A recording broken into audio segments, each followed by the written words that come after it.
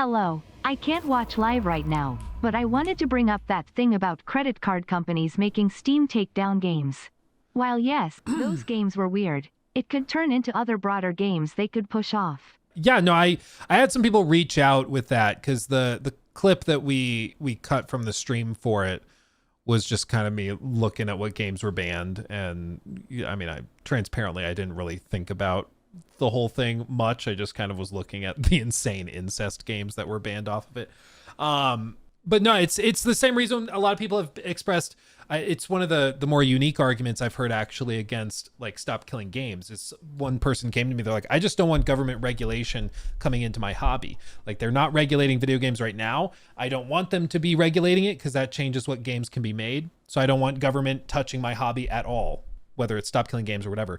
The same person said that's the same reason I don't want them to ban like loot boxes, because then the government is telling people what games they can and can't make, and I don't want them to do that. I was like, okay. But there is, like in that case, there's something called the slippery slope fallacy, which is like not doing something because you're saying, well, it could eventually turn into this.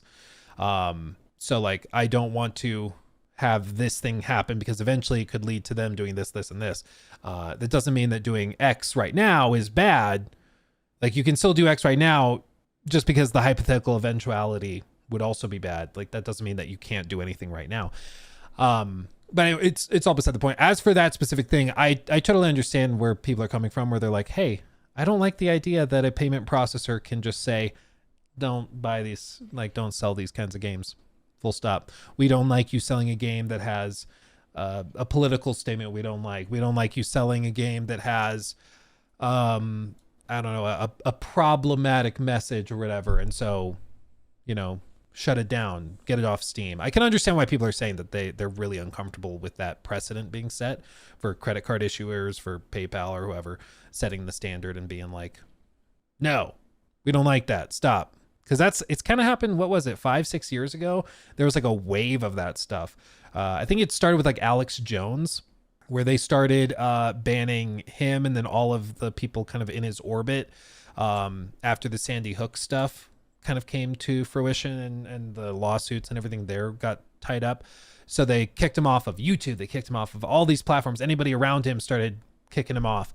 And it was because like that precedent had been set. And so they started booting people off for those reasons. And now they're turning the frogs gay. Yeah.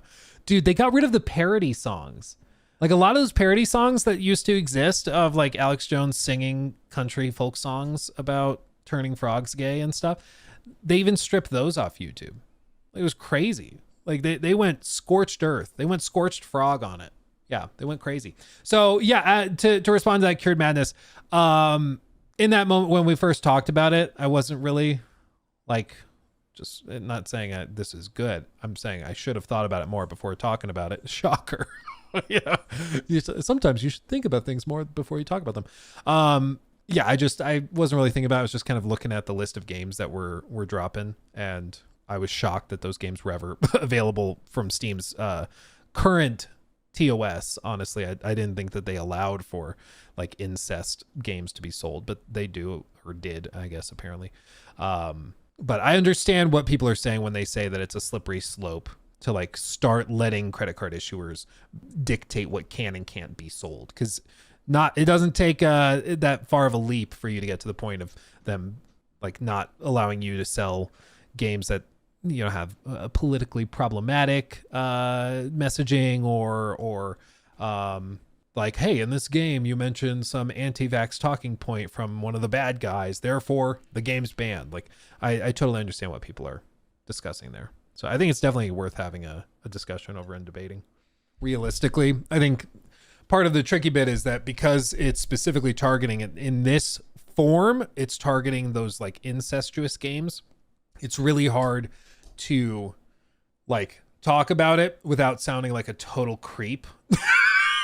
You know, like I think they should be allowed to sell those games. Everybody's going to look at you like, what? Really?